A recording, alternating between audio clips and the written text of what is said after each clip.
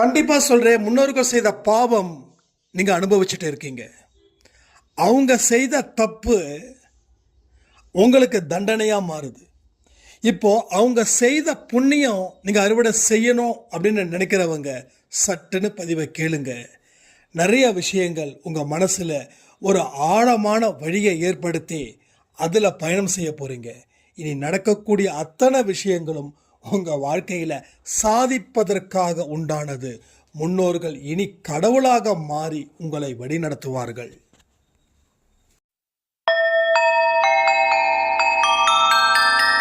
ஓம் சாயிரா சாயிரா, ஓம் சாயிரா சாயிரா, ஓம் சாயிரா சாயிரா, அன்பே சாயிரா, பேரன்பே சாயிரா, அகிலம் தளிக்க ஆத்மா விழிக்க அனுதினம் சாயிரா, எங்கள் அன்பே சாயிரா.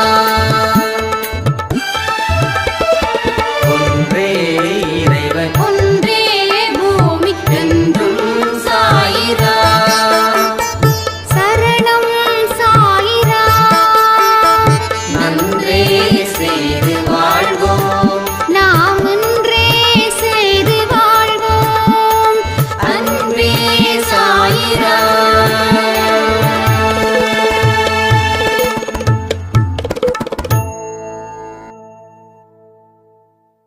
சாய்ராம். என் உயிரின் உயிரானவர்களே, ஒரு சாய்ராமுடைய ஒரு பெரிய கேள்வி, முன்னோர்கள் செய்த பாவம் அதனால் என் வாழ்க்கை வீணாகுது. என்னுடைய முன்னோர்கள் பாவம் செஞ்சால் அதை நான் எப்படி பொறுப்பேற்றுக்க முடியும்? கடவுள் ஏன் இந்த ஒரு விளையாட்டை நடத்துகிறாரு? எனக்கு முன்னோர்களை நினைச்சா ரொம்ப கோபமாக வருது. இவங்க பண்ணாத தப்பெல்லாம் பண்ணிட்டு ஏன் மேலே சுமத்துனா அது எந்த வகையில் நியாயம்?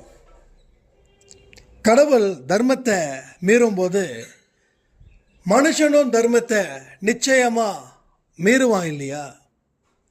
15 வருஷம் என் வாழ்க்கை இப்படியே போயிடுச்சு.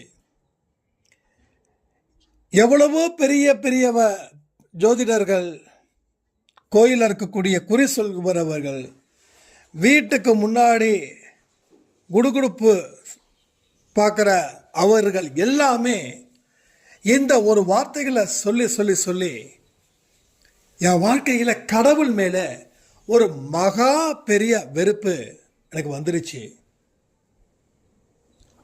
நீங்களே சொல்லுங்க, எவனோ பண்ண தப்புக்கு நான் தண்டனையை ஏற்றுக்கிட்டா அது நியாயமா அப்படின்னு கேட்டிருந்தாங்க. இவங்க அன்பே சாய்க்கு புதுசு. இவங்க வேற ஒரு சாய்ரா மூலமாக வந்ததாக சொன்னாங்க. உண்மையிலே அருமையான கேள்வி, அற்புதமான கேள்வி. இதை கடவுள் மேலே எவ்வளவு கோபம் அப்படின்றதையும் தெரிஞ்சுக்கிறலாம். ரெண்டாவது, அந்த கோபம் நியாயமானதாகவே இருக்குது. எவ்வளோ பண்ண தப்புக்கு நான் ஏன் தண்டனை ஏற்றுக்கணும்? நான் பண்ண தப்புக்கு தானே நான் தண்டனை ஏற்றுக்க முடியும். அப்போ என் முன்னோர்கள் 1000 பாவம் செய்வாங்க, அதை நான் ஏன் ஏற்றுக்கணும்? என்னுடைய வாழ்க்கையில் நான் ஏன் கஷ்டப்படணும்? அப்போ பெரியவங்க இறந்தவங்களை நினச்சி வணங்குறதே தப்பா? ஏன்னா யாருமே புண்ணியமே பண்ணலை. அது ஏன் முதல் பையனுக்கு முதல் பொண்ணுக்கும் தான் அந்த பிரச்சனைன்னு சொல்கிறாங்க. தலைச்சான் பையன் தலைச்சான் பொண்ணு, அவங்களுக்கு தான் முன்னோர்கள் செய்த பாவம் அவங்க கிட்ட வரும், அவங்க கஷ்டப்படுவாங்க அப்படின்லாம் சொல்லும்போது, அப்போ முன்னாடி பிறந்தவன் தான் அப்பாவியா? அப்போ அவன் தலையில் தான் சுமத்துவாங்களா? அப்போ எவனோ ஒருத்தன் கொலை பண்ணி வேற ஒருத்தன் நான் தான் கொலை பண்ணன்னு ஏற்றுக்கிறது போல இருக்காதா? கடவுள் ஏன் இப்படி இருக்கிறாரு? இது மாதிரி 1008 கேள்விகள், 1008 கவலைகளும் கண்ணீரும் வந்துடும். அதாவது தெய்வந்தான் நமக்கு வழி கொடுக்கணும்னா அந்த தெய்வமே கேவலமாக தீர்ப்பு எழுதுனா மனுஷன் யாரை நம்புவான்? மனுஷனுடைய இறுதி நம்பிக்கையே எங்கன்னா தெய்வம். தெய்வம் பார்த்துக்கும், தெய்வம் நியாயமாக நீதியை வெளிப்படுத்தும். அதனால் நமக்கு பிரச்சனைகள் தீரும். தெய்வம் கடவுள் நம்மளோட கண்களை துடைக்கும். ஸோ நிச்சயமாக நடக்க தான் போகுது அப்படின்னு ஒரு மனுஷன் தெய்வத்து மேலே இறுதி நம்பிக்கையை வைக்கிறான்.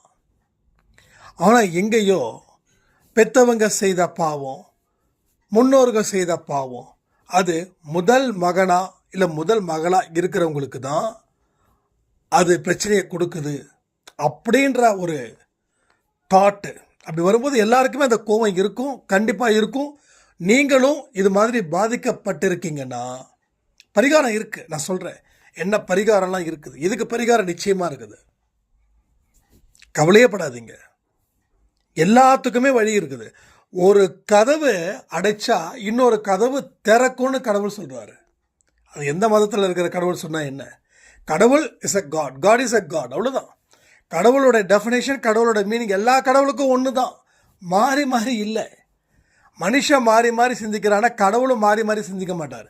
அந்த மதத்தில் இருக்கிற கடவுள் இப்படி தான் சிந்திப்பார், இந்த மதத்தில் இருக்கிற கடவுள் இப்படி தான் சிந்திப்பாருன்னு மனுஷன் முட்டாள்தனமாகவே யோசிக்கிறான். ஏன்னா மனுஷன் அப்படி சிந்திக்கிறதால கடவுளும் சிந்திக்கிறதா அவன் நினச்சிட்டான் அவன்.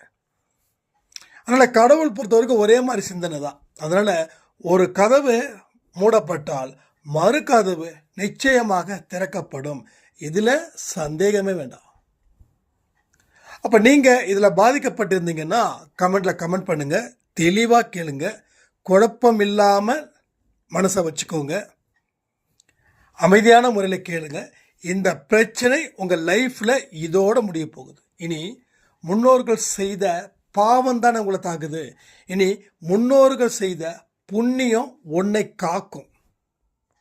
முன்னோர்கள் செய்த பாவம் தாக்குது, இனி முன்னோர்கள் செய்த புண்ணியம் உன்னை காக்கும், உன்னை வாழ வைக்கும், உன்னை மகிழ்ச்சியில் திளைக்க வைக்கும். நீ பெரிய வாழ்க்கையை வாழுவ, உன்னோட பிரச்சனைகள் அத்தனையும் தீரும். ஏன்னா முன்னோர்கள் செய்த புண்ணியமும் உன்கிட்ட வந்ததால். சரி, இதுதான் அடிப்படை, இதுதான் எல்லாரும் சொல்கிறாங்க. ஏன் எனக்கும் நிறைய பேர் சொன்னாங்க, இப்போ முன்னோர்கள் செய்த பாவம்ப்பா, அதனால தான்ப்பா உனக்கு வாழ்க்கையில் இதெல்லாம் நடக்குது அதெல்லாம் நடக்குது அப்படின்னு நானே கேள்வி கேட்டிருக்கேன். எங்க எவனோ செஞ்ச பாவத்துக்கு நான் ஏங்க கண்ணீர் விடணும்? நான் நல்லவனாக தாங்க வாழ்ந்துட்டுருக்கேன்.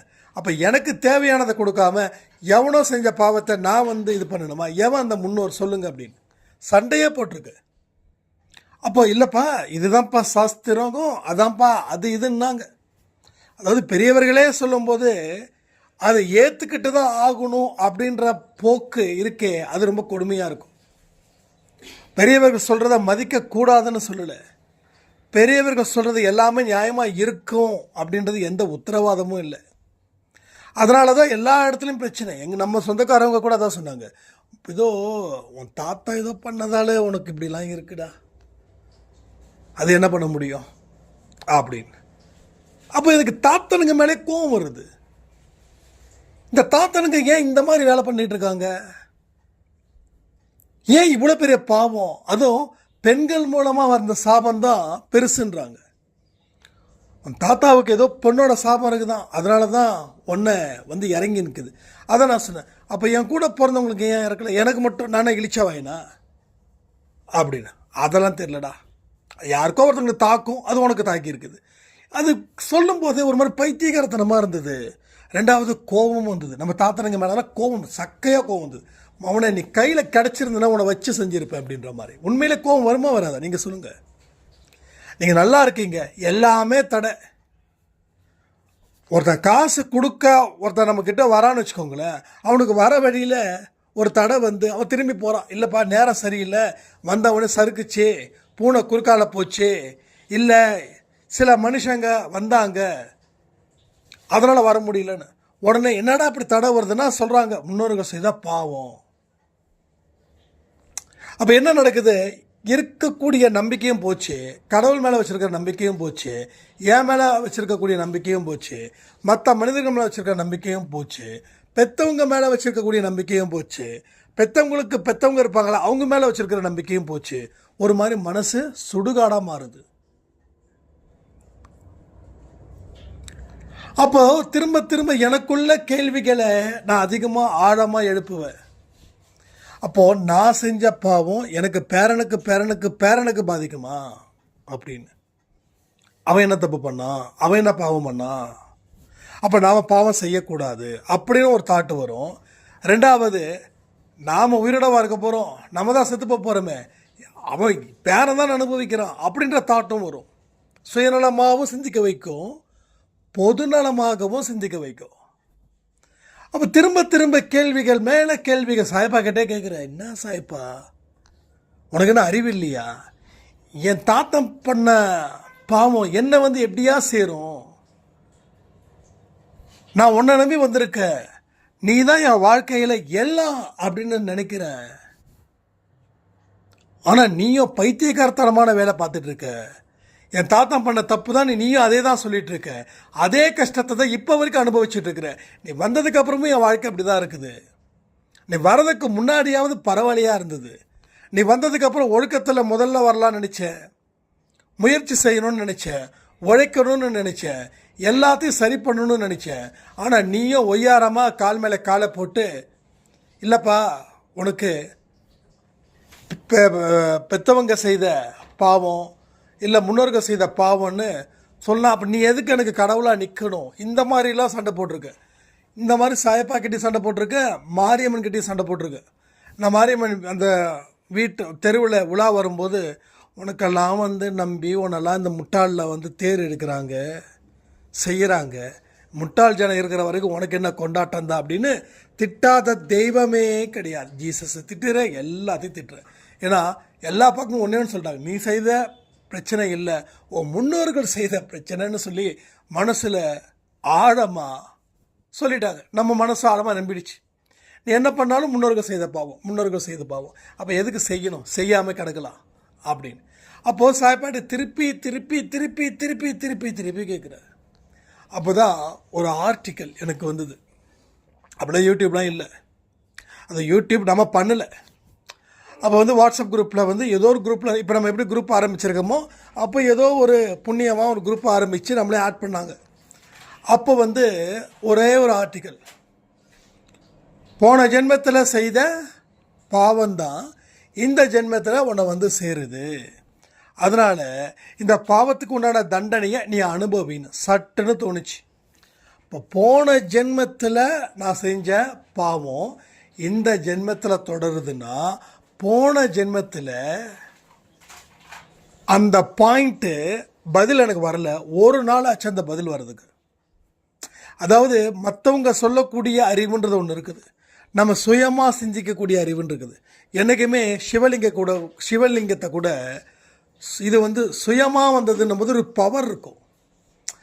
வெளியில இருந்து சிலையாக அது இது பண்ணுறது ஓரளவுக்கு கம்மியாக இருக்கும். சுயமாக வர்றது இது எல்லாமே. அப்போ சுய அறிவு வெளிப்படுது. அந்த சுய அறிவு எப்படி வெளிப்படும்? நீ போன ஜென்மத்தில் வாழ்ந்த, போன ஜென்மத்தில் உன்னோட ஆன்மாவில் ஏகப்பட்ட பதிவுகள் இருக்குது. நீ அதை நெருங்க அது உன்னை அழைக்குது. ஒரு ஈர்ப்பு தானே இது, ஒரு ஈர்ப்பு சக்தி தானே அப்படி. அப்போ போன ஜென்மத்தில் நீ செய்த பாவம், அப்போது போன ஜென்மத்தில் நான் செய்த பாவமா இல்லை என் முன்னோர்கள் செய்த பாவமா? இந்த கேள்வி நைட்டு ஃபுல்லாக கேட்குது. போன ஜென்மத்தில் நம்ம பாவம் பண்ணியிருக்கோமா, அதனால் தண்டனை அனுபவிச்சிருக்கோமா, இல்லை முன்னோர்கள் செய்த பாவத்தினால இந்த பாவத்தை அடைஞ்சிருக்கோமா? என்னடா இது இப்போது தெளிவே இல்லாமல் இருக்குதுன்னு. அப்போது அதையே திங்க் பண்ணுற தியானம் ரெகுலராக பண்ணுறது தான், ஆரத்தி 4 மணிக்கு எடுக்கிறது தான். சட்டுன்னு ஒன்று தோணுச்சு, ஒன்றே ஒன்று தான் தோணுச்சு. முன்னோர்கள் செய்த பாவம், எஸ், போன ஜென்மத்தில் செய்த பாவம், ரெண்டும் ஒன்று தான். ரெண்டையும் பிரித்து பார்க்காத, ரெண்டையும் ஒன்றா பாரு. என்னடா அது மறுபடியும் ரெண்டுத்தையும் ஒன்றா பார்க்க சொல்லி இன்னொரு குழப்பம். இது எப்படி ரெண்டுத்தையும் ஒன்றா பார்க்கறது? முன்னோர்கள் செய்த பாவமும் இருக்குது, அப்போ நான் போன ஜென்மத்தில் செய்த பாவமும் இருக்குதா? இல்லையே. அப்போ தான் பேப்பரில் தினமலரில் ஒரு நீதிபதி வந்து ஏதோ ஒரு நாட்டில் ஒரு நீதிபதி தன்னுடைய மகனுக்கு நியாயத்தை வச்சு தீர்ப்பு கொடுத்துருக்காரு. அதாவது நீதிபதியே தீர்ப்பை தன் மகன் தப்பு பண்ணியிருந்தும் தூக்கு தண்டனை கொடுத்தார், கடுமையான தண்டனை கொடுத்தாருன்னு சொன்னாங்க. அப்போது நான் சொன்னது 2017 2018 இருந்தது. நான் இந்த விஷயத்தை கேட்குறேன், மறுபடியும் இந்த நியூஸை பார்க்குறேன். அதாவது ஒரு விஷயம் 1000 விஷயத்தை சொல்லும், ஒரு விஷயம் கோடி விஷயத்தை சொல்லும், ஒரு விஷயம் பல்லாயிரக்கணக்கான விஷயத்தை சொல்லும். இது நம்மளுடைய சுய அறிவை எந்த அளவுக்கு உள்ளே இழுக்கிறோமோ அந்த அளவுக்கு சிந்திப்போம். சுய அறிவு இல்லாமல் இருக்கிறவங்களுக்கு சிந்திக்க தெரியாது. அப்போ சுய அறிவு மிக மிக முக்கியம். அப்போ உள்ளே இழுக்கிற நிறைய விஷயங்கள் வெளில வருது. அப்போது ஒரு நீதிபதியே நீதியை நிலைநாட்டுறாரு. அப்போ கடவுள் நீதிபதியாக இருந்து ஒவ்வொரு மனுஷனுக்கும் தண்டனையை கொடுக்குறாரு. தண்டனை அடிப்படை பாவம் புண்ணியம். அப்போது என் தாத்தம் பண்ண பாவம் என்ன வந்து சேராது, ஆனால் போன ஜென்மத்தில் இருந்த பாவம் என்னை வந்து சேரும். அப்போது நீதாண்டா அந்த தாத்தா, நீதாண்டா அந்த தாத்தனா இருந்து அத்தனை பாவத்தையும் செஞ்ச, அந்த தண்டனையை அனுபவிக்காமலே நீ இறந்து போயிட்ட. அப்போ அதுக்கு முன்னாடி இன்னொரு பிறவியில் இன்னொரு தாத்தாவா நீ இருந்த. அப்போ நீ செய்த புண்ணியம் உனக்கு அடுத்த ஜென்மத்தில் ஒரு பிறப்பை கொடுத்து அது சந்தோஷத்தை கொடுத்தது. நீ ஓவராக சந்தோஷம் வந்த உடனே, ஓவராக பணம் செல்வாக்கு புகழ் வந்த உடனே உன்னை கேட்க ஒருத்தவனும் இல்லை. நீ போடாத ஆட்டம் போட்ட, எத்தனையோ பெண்களை ஏமாத்தின, எத்தனையோ பேரோட வாழ்க்கையை அறுத்து விட்ட.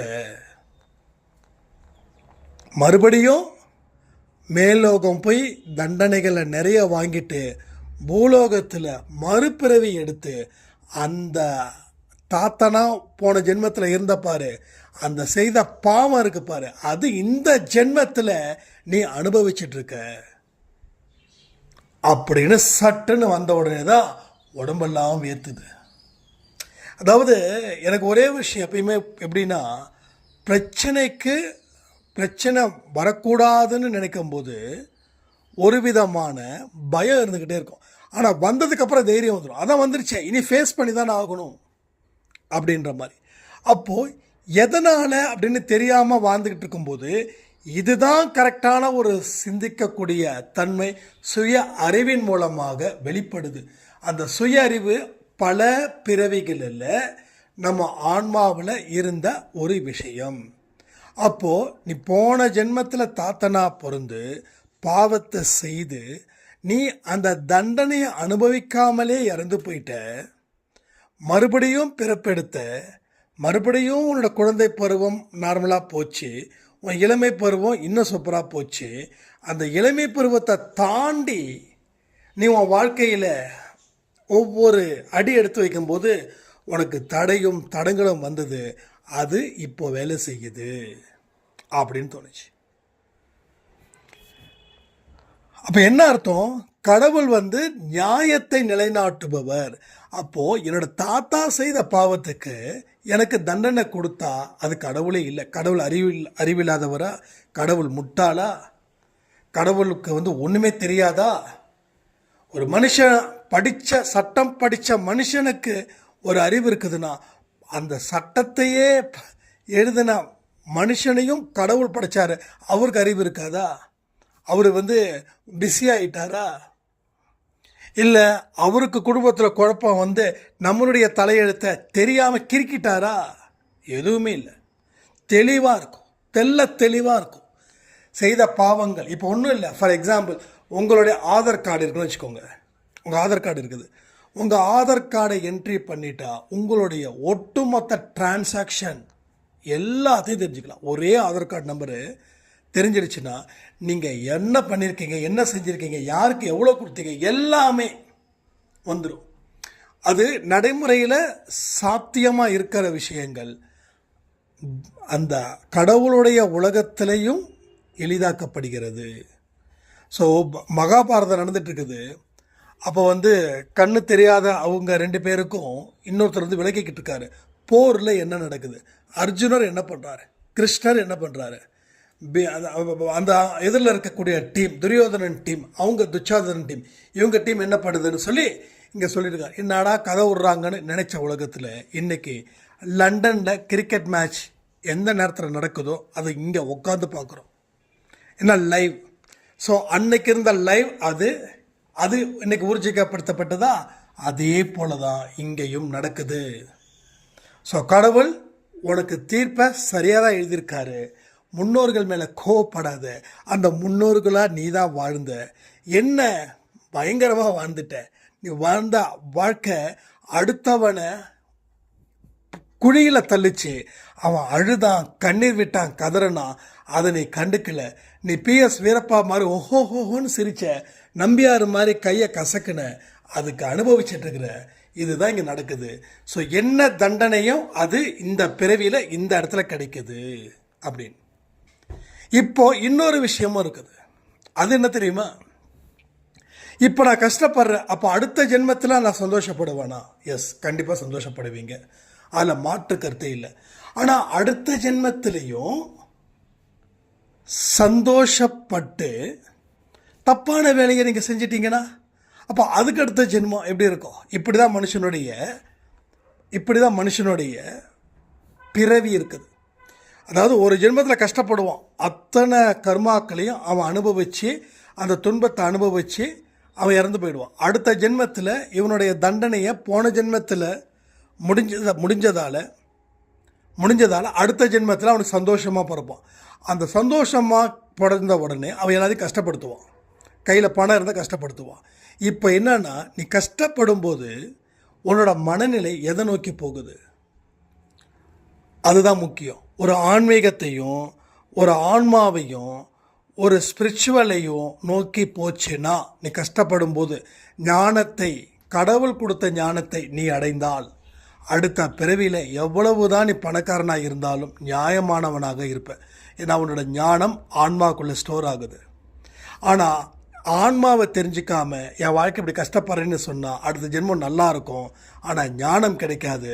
மறுபடியும் பாவங்களை செய்வேன், மறுபடியும் நிறைய அனுபவிப்பேன், அடுத்த ஜென்மத்தில் வரும்போது துன்பத்தை ஏற்படுத்துவேன். இதுதாங்க, இவ்வளோதாங்க.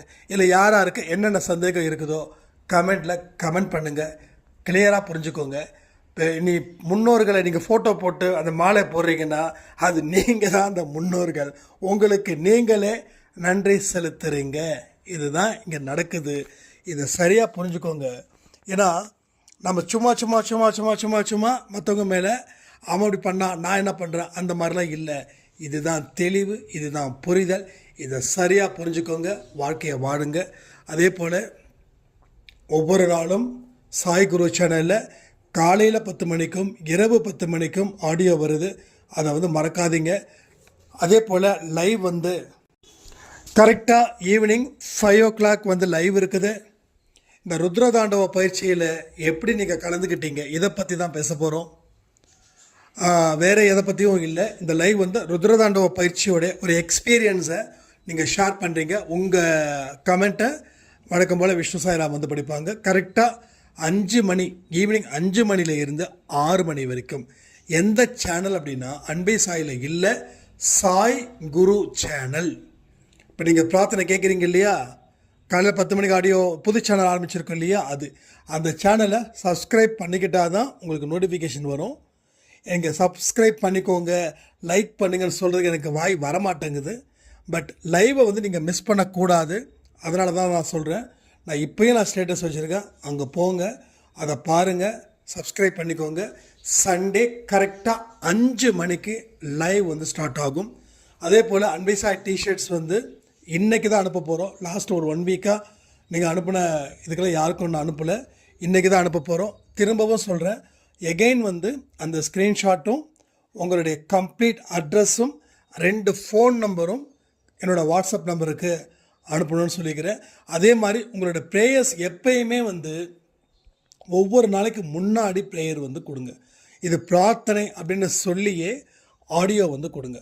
ஒவ்வொரு பிரார்த்தனையும் இங்கே வெற்றிகரமாக நடக்குது. அதே போல் ஒரு பிரார்த்தனையும் வெற்றிகரமாக நடந்திருக்குது. ஒருத்தவங்களுக்கு குழந்தை இல்லைன்னு சொல்லி நம்ம பிரார்த்தனை பண்ணியிருந்தோம்.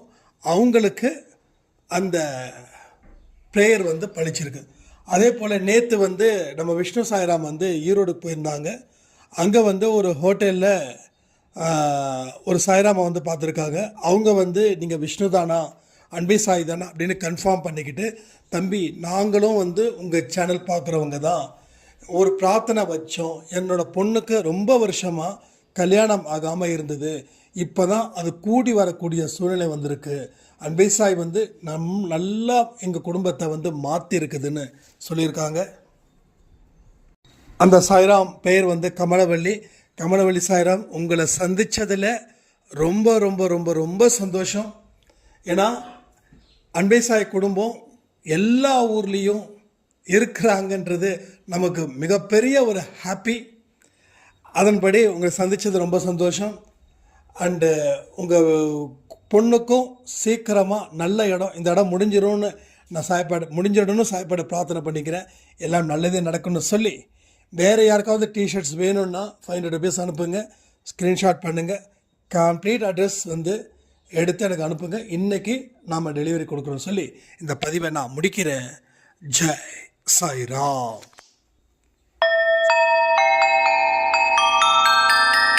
ஓம் சாயிரா சாயிரா, ஓம் சாயிரா சாயிரா, ஓம் சாயிரா சாயிரா, அன்பே சாயிரா, பேரன்பே சாயிரா, அகிலம் தளிக்க ஆத்மா விழிக்க அனுதினம் சாயிரா, எங்கள் அன்பே சாயிரா.